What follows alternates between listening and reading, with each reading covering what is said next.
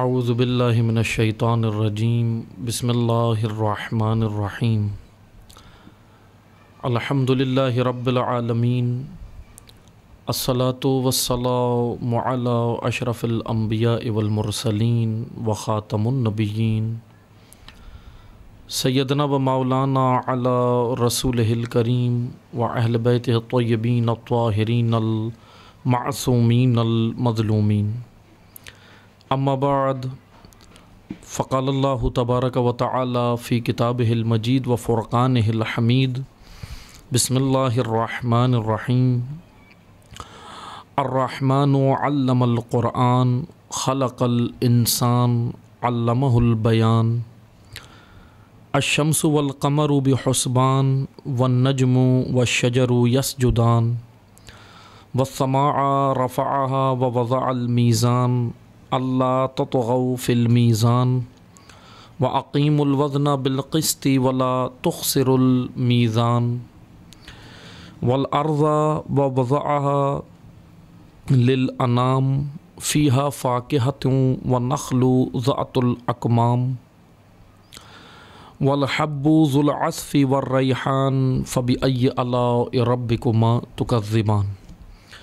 صدق اللہ العلی العظیم۔ محترم سامعین کرام، السلام علیکم ورحمۃ اللہ وبرکاتہ۔ الحمدللہ لطف الہی سے، توفیق الہی سے آپ کی خدمت میں ہم حاضر ہو رہے ہیں اور سورہ مبارکہ رحمان قرآن مجید کا 55واں سورہ، اس کی طالب علمانہ تشریح اور تفسیر آپ کی خدمت میں جاری ہے۔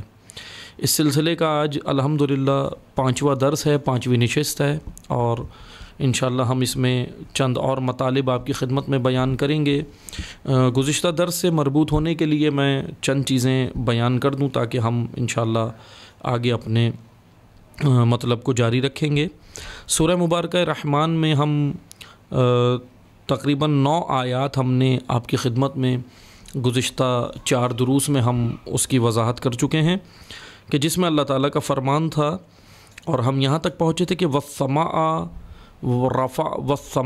رفعها ووضع المیزان، کہ اللہ نے یہاں پر کئی نعمتیں اپنی ذکر کی ہیں، کیونکہ یہ سورہ ہی پورا اللہ تعالیٰ کی نعمتوں سے بھرپور سورہ ہے کہ جس میں خداوند تبارک و تعالیٰ نے اپنی نعمتوں کو یہاں پر بیان کیا ہے۔ کیونکہ ویسے تو نعمت الہیہ واقعاً شمارش میں نہیں آ سکتیں، شمار میں نہیں آ سکتیں، لیکن اللہ تعالیٰ نے یہاں پر جو یہ کہہ لیں کہ ایک تذکر انسان کو یاد دہانی کے لیے کروایا ہے، تاکہ انسان جو ہے وہ منعم کو، نعمتیں دینے والے کو، یعنی ذات حق کو، ذات واجب الوجود کو، جس کی وجہ سے وجود انسان ہے، انسان اس ذات حق کو فراموش نہ کر دے، بھول نہ جائے۔ اس سورہ میں کئی نعمتیں اللہ تعالیٰ نے بیان کی ہیں، جس میں سے ایک یہ ہے کہ والسماء رفعها ووضع المیزان، کہ ہم نے آسمان کو ایک میزان اور توازن کے ساتھ برقرار کیا۔ یہاں ہم پہنچے تھے لفظ میزان پہ، اور میں نے آپ کی خدمت میں گزشتہ دروس میں بیان کیا تھا کہ میزان یعنی جو ایک عام جو ہم معنی لیتے ہیں میزان کا، جو ہماری روزمرہ زندگی میں، روٹین کی لائف میں جس کو ہم دیکھتے ہیں، وہ ترازو کا معنی لیا جاتا ہے، اور میزان کا کلی معنی واقعاً یہی ہے کہ میزان کا کلی معنی ہے معیار، ناپنے کا معیار، تولنے کا معیار، اور جانچنے اور پرکھنے کا معیار۔ کہ جس طرح میں نے عرض کیا تھا کہ خداوند تبارک و تعالیٰ نے انسانوں کے اعمال کے لیے بھی میزان مقرر کیا ہے، روایات کی روشنی میں ہم نے آپ کی خدمت میں بیان کیا تھا۔ وہ میزان کیا ہے؟ جیسے ہم سنتے ہیں کہ جب امام رضا علیہ السلام سے پوچھا جاتا ہے تو امام علی رضا علیہ السلام فرماتے ہیں کہ وہ میزان جس پر انسانی اعمال پرکھے جائیں گے، تولے جائیں گے، چیک کیے جائیں گے، وہ وجود امام ہے، یعنی وجود ہادی ہے، ہادی کا وجود ہے، نبی امام جو ہادی دین ہیں، ہادی امت ہیں، ہادی انسان ہیں، ہادی بشر ہیں، جو بشر کے لیے ہدایت کے لیے آئے، ان کے زندگی کے اوپر، یعنی ان کی سیرت کے اوپر، کہ انہوں نے کس طرح اپنی زندگی گزاری، کس طرح انہوں نے اپنی روش یعنی آئمہ علیہم السلام کا، انبیاء علیہم السلام کا کیا رویہ تھا، مثلا گھر کے اندر کیا رویہ تھا، باہر کیا رویہ تھا، کاروبار پہ کیا رویہ تھا، لین دین اور روابط میں کیا رویہ تھا، کن اصولوں پر، کن معیارات پر، کن ضابطوں پر اور کن قواعد کے اوپر آئمہ نے زندگی گزاری، کیونکہ وہ انسان کامل ہیں۔ اب انسان کامل کے جو معیارات ہیں زندگی گزارنے کے، اس کے اوپر وہ ایک میزان ہے، وہ ایک آلہ ہے، وہ ایک معیار ہے، اس کے اوپر ہمارے اعمال کو تولا جائے گا، ہمارے اعمال کو پرکھا جائے گا، اس کے اوپر ہمارے اعمال کو جانچا جائے گا، اس کے اوپر اس کو میزان اس لیے قرار دیا۔ وجود امام سے مراد کیا ہے کہ وجود امام جو ہے وہ میزان ہے۔ اس کا معنی کیا ہے کہ یعنی وجود امام یعنی امام علیہ السلام کی سیرت، امام علیہ السلام کے افکار، امام علیہ السلام کا کردار، آئمہ علیہ السلام کی روش، آئمہ علیہ السلام کی آئیڈیالوجی۔ اور واقعاً پھر جب ہم ان کی زندگی دیکھتے ہیں تو آئمہ علیہ السلام کی یا انبیاء کی جو آئیڈیالوجی ہے وہ دراصل الہی آئیڈیالوجی ہے، اللہ کا نظر، یعنی اللہ کی وہ الہی آئیڈیالوجی سے مراد یہ کہ الہی نظریہ ہے، وہ الہی نظریے کو لے کر آئے ہیں اور انہوں نے الہی نظریے کی تبلیغ کی ہے، الہی نظریے کا ابلاغ کیا ہے، الہی نظریے کا انہوں نے نفاذ کیا ہے۔ اب اسی الہی نظریے کے اوپر ہم نے اپنے آپ کو ڈھالنا ہے، اپنے آپ کو اس کے اوپر مثلا اس کے مطابق زندگی گزارنی ہے۔ یہ ہمارا میزان ہے، ہمارے اعمال کا میزان ہے، یعنی یہ میزان جو روز محشر ہوگا جس پہ ہمارے اعمالوں کو تولا جائے گا، وہ تب تولا جائے گا کہ جب ہمارے اعمال کو مثلا چیک کیا جائے گا، ہمارے اعمال کو تولا جائے گا۔ مثلا میں اپنی زندگی گھر کے اندر کس روش پہ گزارتا تھا، اب روز محشر میرے وہ عام رویہ، میرا وہ کردار، میرے وہ افکار وہ چیک کیے جائیں گے، پرکھے جائیں گے، اور اس آلے کا نام جس پر چیک کیے جائیں گے وہ ہے وجود امام۔ وہاں پر پرکھا جائے گا، دیکھا جائے گا کہ میچ ہو رہا ہے یا نہیں ہو رہا۔ اگر انبیاء آئمہ کی سیرت سے ہماری چیزیں میچ ہوں گی، ہمارے اعمال میچ ہوں گے تو پھر ٹھیک ہے، قابل قبول ہیں، ورنہ اگر ان کی روش سے ہٹ کر ہے تو پھر وہ قابل قبول اعمال نہیں ہوں گے۔ مثلا میں آپ کو ایک مثال دیتا ہوں، اب کس طرح ائمہ کے اس پر چیک ہوں گے، میں آپ کو ایک مثال دیتا ہوں۔ مثلا اگر ہم انبیاء علیہ السلام کی زندگی دیکھیں، ائمہ علیہ السلام کی زندگی دیکھیں تو قرآن مجید پیغمبر اکرم صلی اللہ علیہ وآلہ وسلم کے بارے میں بیان کرتا ہے کہ ان الصلاتی، اے حبیب آپ ان سے کہہ دو، کیا کہہ دو؟ ان الصلاتی ونسکی ومحیای ومماتی للہ رب العالمین، میری زندگی، میری موت، میری نمازیں، میرا اٹھنا بیٹھنا، یعنی جو بھی رسول اللہ صلی اللہ علیہ وآلہ وسلم کی زندگی ہے، جو بھی پیغمبر اکرم اپنی زندگی میں انجام دے رہے ہیں، جو بھی کام کر رہے ہیں، اللہ تعالیٰ کا فرمان ہے کہ اے حبیب ان کو کہہ دو کہ میرا سب کچھ للہ رب العالمین ہے، فقط اللہ کے لیے، اللہ کی خاطر ہے۔ یہ معیار ہے اعمال انسان کا۔ پیغمبر اکرم کا تمام زندگی کا اصول، تمام زندگی کے قوانین، پیغمبر اکرم کی روش، پیغمبر اکرم کی سیرت، پیغمبر اکرم کے لین دین، روابط، مراسم، انفرادی، اجتماعی، جتنی زندگی ہے پیغمبر اکرم کی، وہ کس کی خاطر گزری ہے، کس کے اصولوں پر گزری ہے؟ اللہ کی خاطر، للہ رب العالمین، یعنی اخلاص۔ اس کا سادہ سا معنی بنتا ہے اخلاص، پیغمبر اکرم کا خلوص، اخلاص اللہ کی خاطر۔ اب ہمارے اعمال کا اصل میزان و ترازو کیا ہے؟ اخلاص۔ اب ہمارے اعمال دیکھے جائیں گے، مثلا میں نماز پڑھتا ہوں، کس لیے پڑھ رہا ہوں؟ اب یہ چیک کیا جائے گا نا میزان میں۔ میزان کیا ہے؟ وجود امام۔ میزان کیا ہے؟ وجود نبی، اعمال نبی، اعمال امام، اعمال ائمہ، اعمال انبیاء۔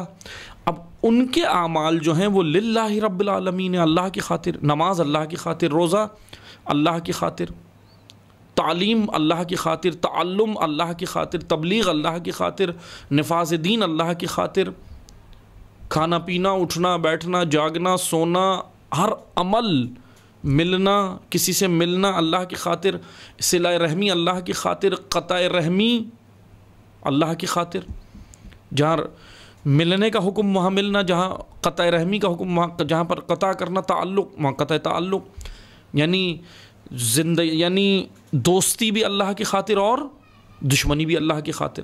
کہ ایک حدیث میں ہے حضرت امام محمد نقی علیہ الصلوۃ والسلام، نوے امام علیہ السلام کی حدیث ہے، بڑی خوبصورت حدیث ہے. امام جواد علیہ السلام کی امام فرماتے ہیں کہ اے لوگوں، بڑا اس حدیث کا میں ایک متن پیش کر رہا ہوں، بس خلاصہ پیش کر رہا ہوں. امام علیہ السلام فرماتے ہیں کہ اے لوگوں، یاد رکھو تم اللہ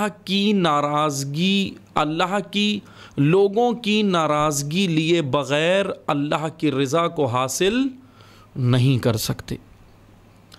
بڑا خوبصورت معیار امام نقی علیہ السلام نے دیا ہے. لوگوں کی ناراضگی لیے بغیر اللہ کی خوشنودی حاصل، اللہ کی رضا حاصل نہیں کر سکتے، کیونکہ لوگ، معاشرہ، سوسائٹی، تہذیب، تمدن تمہیں اپنے اندر ڈھالنا چاہتا ہے، تمہیں کہیں اور لے جانا چاہتا ہے، تمہیں الہی نظریات سے دور کرنا چاہتا ہے. اب تم چاہو کہ اللہ بھی راضی رہے اور غیر الہی افکار پر چلنے والا معاشرہ بھی تم سے راضی رہے، یہ ممکن نہیں ہے. ایک کو راضی کرنا ہوگا. امام نقی علیہ السلام نے یہاں پر یہ خوبصورت قانون دے دیا کہ اگر اللہ کو راضی کرنا ہے تو آپ کو بہت سارے لوگوں کو ناراض بھی کرنا ہوگا. ادھر ہم ڈرتے ہیں، یہ بڑا جرت مند لوگوں کا کام ہے، یہ آسان نہیں ہے، یہ واقعاً یہ جرت مند لوگوں کا کام ہے. ہم ڈرتے ہیں، لوگوں کی ناراضگیوں سے ڈرتے ہیں. ڈرتے نہیں ہیں، یہ آج ہمارے معاشرے میں ہے نا، ہم لوگوں کی ناراضگی سے ڈرتے ہیں، لوگوں کی مثلا مخالفتوں سے ڈرتے ہیں.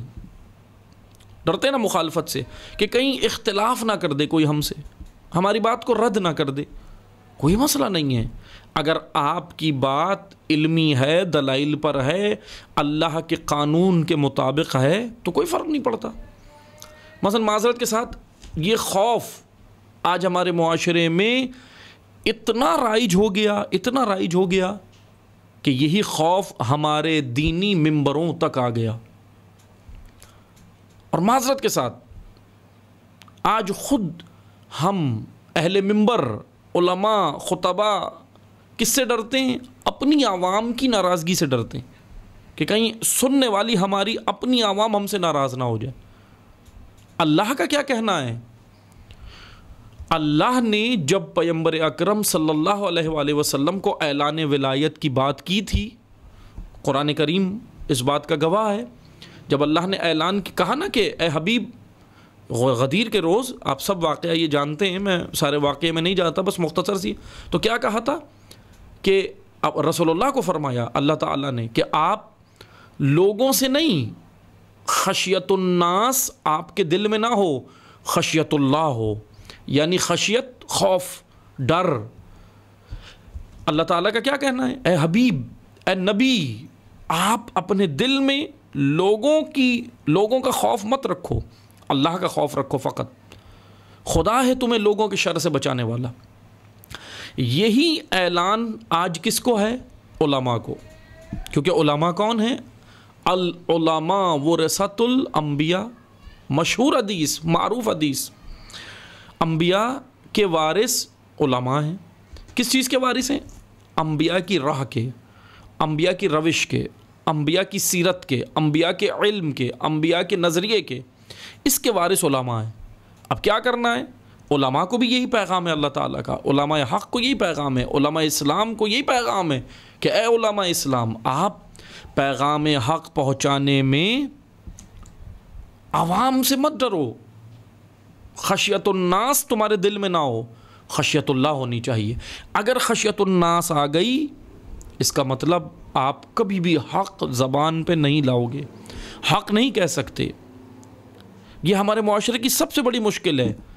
ایک حدیث بھی ہے حضرت امیر المومنین علی ابن ابی طالب علیہ الصلوۃ والسلام کی. امیر المومنین علیہ السلام بڑی خوبصورت وضاحت کا، امیر المومنین علیہ السلام نے آفات کی حدیث بیان کی، آفتوں کے بارے میں. علی علیہ السلام نے ذکر کیا آفتوں کے بارے میں کہ معاشرے کی آفتیں، اعمال کی آفتیں اور انسان کے وجود کی آفتیں، تو اس میں اسی حدیث میں امیر المومنین علیہ السلام نے بیان کیا کہ علماء کی بھی آفتیں ہیں، علم کی بھی آفت ہے اور عالم کی بھی آفت ہے۔ علم کی آفت کیا ہے؟ علم کی آفت ہے نسیان، بھول جانا، اس لیے علم کو محفوظ کرو، قید کرو اپنے ذہن کے اندر۔ علم کی بھی آفت امیر المومنین نے ذکر کی، ایک آفت ذکر کی امیر المومنین نے علم کی، مثلا ایک آفت ذکر کی علم کی نسیان، بھول جانا، اور دوسری آفت امیر المومنین علیہ السلام نے علم کی ذکر کی مثلا فخر، تفخر کرنا، یہ بھی علم کے لیے ایک آفت ہے۔ بہرحال اصل میں تو یہ عالم کی آفت ہے۔ امیر المومنین علیہ السلام نے پھر علماء کی جو آفتیں ذکر کی اس میں سے کہا کہ اے علماء، اگر ایک آفت آپ کو لگ گئی، ایک فقط، جو تمام آفتوں کی اور ماں ہے، اگر آپ کو وہ آفت لگ گئی تو پھر اس کے بعد ساری آفتیں خود آپ کے اندر آ جائیں گی۔ کون سی ہے وہ آفت؟ یعنی کنجی کہہ لیں اس آفت کو، چابی کہہ لیں، کہ اگر چابی لگ جائے تو پھر دروازہ کھل جاتا ہے، تالا کھل جاتا ہے، پھر جتنا بھی کمرے میں سامان جو بھی ہے وہ سب آپ کا ہے۔ اسی طرح آفتوں کی چابی، آفتوں کی کنجی، آفتوں کی آفتوں کی ماں علی علیہ السلام نے کس کو قرار دیا؟ کہ عالم کے لیے ایک آفت ایسی ہے کہ اگر وہ اس کو لگ گئی، باقی سب آفتیں خود ہی اس کی جانب چلی آئیں گی، کیونکہ وہ اس نے چابی لگا دی اپنے آپ کو۔ وہ آفت کیا ہے؟ علی علیہ السلام فرماتے ہیں سب سے بڑی آفت عالم کی، الآفات، آفتوں کی ماں، وہ ہے بزدلی۔ اگر عالم بزدل ہو جائے، یہ سب سے بری آفت ہے جو عالم کو لگ جائے۔ علی علیہ السلام کہہ رہے ہیں اگر عالم بزدل ہو جائے، یہ الآفات ہے، آفتوں کی ماں ہے یہ آفت۔ ایک آفت یہ لگے گی، یہ ماں آفتوں کی آپ کے اندر اگر وجود عالم میں آ گئی، اب اپنے ساتھ یہ تمام اپنے بچوں کو بھی لے آئے گی، اپنی اولادوں کو بھی لے آئے گی، یعنی تمام آفتیں پھر خود لگیں گی۔ اس لیے یہ ایک آفت کو اپنے اندر مت آنے دو، باقی دیکھو پھر کوئی بھی آفت آپ کے اندر نہیں لا سکتی، آپ کے وجود میں نہیں آ سکتی۔ کیا ہے وہ آفت؟ بزدلی۔ اگر عالم بزدل ہو جائے، آپ مجھے بتائیں معاشرہ کیسے شجاع بنے گا؟ کئی اور جگہوں پہ حدیث موجود ہے نا، رسول اللہ صلی اللہ علیہ وآلہ وسلم کی ایک اور بڑی معروف حدیث ہے، خوبصورت حدیث ہے کہ پیغمبر اکرم نے فرمایا کہ اگر عالم مفسد ہو جائیں، کسی معاشرے کے عالم مفسد ہو جائیں، فساد کرنے والے ہو جائیں، خود ان کے وجود میں فساد بھر جائے، تو پھر اس معاشرے کی اصلاح نہیں ہو سکتی۔ اور جس معاشرے کے عالم اصلاح کرنے والے ہو جائیں، وہ معاشرہ پھر کبھی بھی فاسد نہیں ہوگا۔ قرآن کریم نے امتوں کے زوال کی سب سے بڑی وجہ یہی بیان کی ہے۔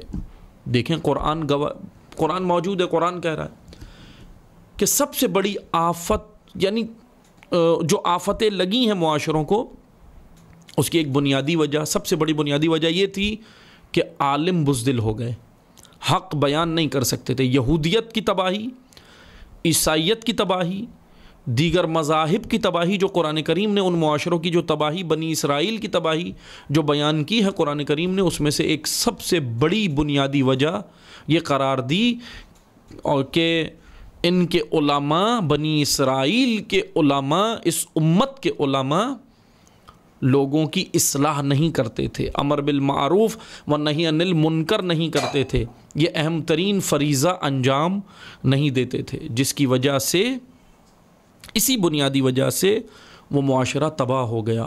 کون تھے بنی اسرائیل؟ انی فضلتکم علی العالمین، جن کو اللہ نے عالمین پر برتری عطا کی تھی، عالمین پر جن کو برتری عطا کی تھی، وہی بنی اسرائیل پست ہو گئے، گھٹیا ہو گئے۔ کس وجہ سے؟ کیونکہ جب ان کے معاشرے میں فساد شروع ہوا نا، علماء نے خاموشی اختیار کر لی۔ علماء اس وقت کے حکمرانوں سے معاوضے لے کر خاموش ہو گئے، حکمرانوں کا پسندیدہ دین بنا دیا، تحریف کر دی، اصل دین قرآنی دین ہٹا دیا، اس کی جگہ پر ایک تحریف شدہ من گھڑت دین، جو دین نہیں تھا، دین کے نام پر بہت کچھ خرافات تھیں، تحریفات تھیں، ان کو رائج اور نافذ کر دیا، اور اس طرح حکمرانوں کی منشا کے مطابق دین بنا دیا، حکمرانوں سے معاوضے لینے لگے، اور پھر اس طرح عزیزان محترم قرآن کریم یہ ماجرا بیان کر رہا ہے، امر بالمعروف و نہی عن المنکر فریضہ اپنا چھوڑ دیا، پھر وہ معاشرہ تباہ ہو گیا، تباہی کی جانب چلا گیا۔ کیسے ہوا یہ؟ علماء کی خاموشی۔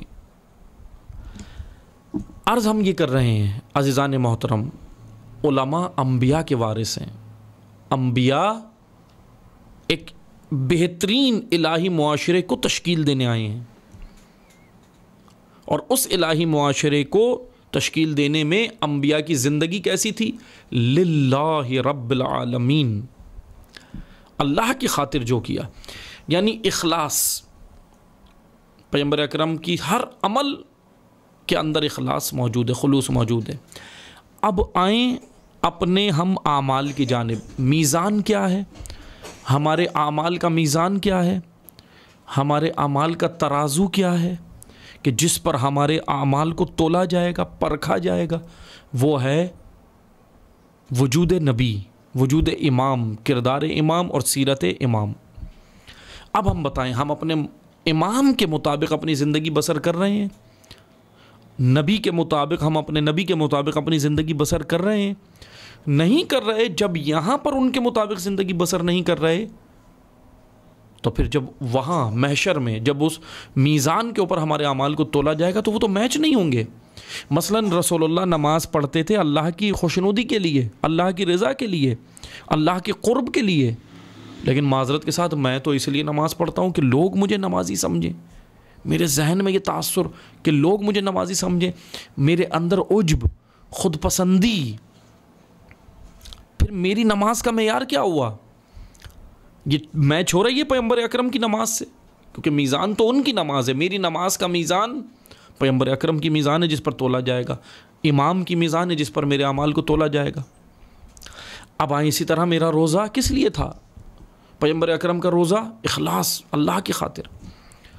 میں نے روزہ رکھا کس لیے انجام دیا؟ یہ چیک کیا جائے گا، یہ ہے میزان۔ میں لوگوں سے ملتا تھا، لین دین روابط، پیغمبر اکرم لوگوں سے ملتے ہیں، پیغمبر اکرم صلہ رحمی کرتے ہیں، رشتہ داروں سے کرتے ہیں اللہ کی خاطر، اقربا سے کرتے ہیں اللہ کی خاطر، امام صلہ رحمی کا حکم ہے اللہ کی خاطر۔ میں ملتا ہوں مفاد کی خاطر۔ کتنا فرق آ گیا اعمال میں۔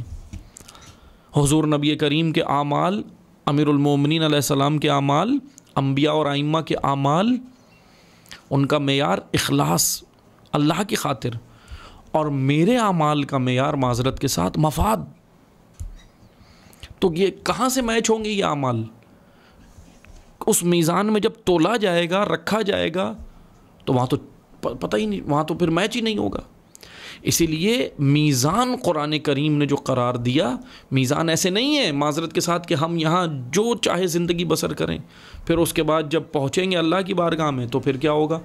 بس پھر ہمارے پاس انبیاء اور ائمہ ہوں گے اور ہمیں شفاعت مل جائے گی۔ نہ عزیزان محترم، یہ اس طرح نہیں ہے شفاعت، اس طرح نہیں ہے قانون شفاعت۔ قانون شفاعت یہ ہے کہ ہم اپنی یہاں کی زندگی جس عصر میں ابھی ہم رہ رہے ہیں، اس کو انبیاء کے مطابق بنائیں، اس کو ائمہ کے مطابق بنائیں، تو وہاں پر پھر اس میزان میں ہمارے اعمال قبول ہو جائیں گے۔ یہاں پر اللہ تعالیٰ نے یہی بیان کیا، اور پھر کہا نا وَأَقِیمُوا الْوَزْنَ بِالْقِسْطِ وَلَا تُخْسِرُوا الْمِیزَانَ، کہ تولنے کا معیار اپنا ٹھیک رکھو۔ تولنے کا معیار آپ کا کیا ہے؟ لین دین اور روابط میں۔ پھر یہاں پر اللہ تعالیٰ نے ایک اس مصداق کو بھی بیان کیا جو ہمارے تولنے کا معیار ہے آج، اس کے بارے میں بھی اللہ تعالیٰ نے بیان کیا۔ یعنی اہم ترین چیز جو اس آیت کی روشنی میں ہمیں نظر آتی ہے وہ ہے عدل۔ وَأَقِیمُوا الْوَزْنَ بِالْقِسْطِ، عدل، اعتدال۔ اعتدال وہ بنیادی چیز ہے کہ اس کے اوپر پورا دین قائم ہوگا، پورا دین عدل پر قائم ہے، عدل الہی پر قائم ہے۔ اس لیے آپ یاد رکھیں، ہمارے تمام اعمال، ہمارے تمام روزمرہ زندگی کے اندر عدل قائم ہونا ضروری ہے۔ اور یہ عدل قائم کیسے ہوگا؟ جب ہماری مثلاً وجود کے اندر عدل آئے گا۔ جب وجود کے اندر عدل ہوگا تو پھر ہمارے معاشرے کے اندر عدل آئے گا۔ جب میرے نفس کے اندر عدل ہوگا تو معاشرے کے اندر آئے گا. لیکن آج اگر ہم اپنے معاشرے کو دیکھیں تو افراط و تفریط کا شکار ہے. کہیں پر افراط ہے، کہیں پر تفریط ہے. افراط یعنی تندروی، بڑھا ہوا، حد سے گزرا ہوا، جس کو ہم کہتے ہیں ہائی پیس. اور تفریط یعنی کندروی، گھٹا ہوا، حد سے نیچے گرا ہوا، جس کو ہم کہتے ہیں سلو پیس. ہائی پیس اور سلو پیس. لیکن دین کیا ہے؟ دین اعتدال، میانہ رو، اعتدال، عدل، بیلنس. کہ انشاءاللہ ہم اس کو بیان کریں گے ان آیات کی روشنی میں، اور دیگر آیات سے بھی پھر ہم انشاءاللہ اس کا سہارا لیں گے، دیگر آیات سے، کہ قرآن کریم نے عدل کے بارے میں اور کیا آیات بیان کی. کیونکہ اللہ کا سارا قانون عدل الہی پر ہے، عدل الہی پر ہے. اسی لیے ہماری زندگیاں بھی عدل الہی پر قائم ہوں گی. جب تک عدل ہماری زندگیوں میں نہیں آئے گا تو اس وقت تک ہمارے اعمال انبیاء کے اعمال کے ساتھ میچ نہیں ہوں گے، اس میزان کے مطابق نہیں بنیں گے. انشاءاللہ یہ مطلب چل رہا ہے، پھر ہم بیان کریں گے کہ مثلا انشاءاللہ پھر اگلے درس میں ہم وضاحت کریں گے کہ افراط کیا ہے، تفریط کیا ہے، آج ہماری زندگیاں افراط و تفریط میں کس طرح گزر رہی ہیں، اور پھر عدل کیا ہے، قسط کیا ہے، عدل کیا ہے. اور اللہ تعالیٰ نے قرآن کریم میں اس امت کو، ہمیں امت پیغمبر اکرم صلی اللہ علیہ وآلہ وسلم کو کیا کہہ کے مخاطب کیا ہے. امت وسط، واس سین تو وسط، یعنی ایک میانہ رو امت، ایک معتدل امت، ایک اعتدال والی امت. کہ انشاءاللہ پھر ہم اور آیات کا بھی سہارا لیں گے، اور پھر انشاءاللہ بیان کریں گے کہ میزان کی روشنی میں ہی عدل الہی، کہ عدل کیا ہے اور ہماری زندگی میں عدل کیسے قائم ہوگا. آج یہاں پر انشاءاللہ اس کو روکتے ہیں، اگلی آیات پھر انشاءاللہ اگلے درس میں بیان کریں گے. والسلام علیکم ورحمۃ اللہ وبرکاتہ.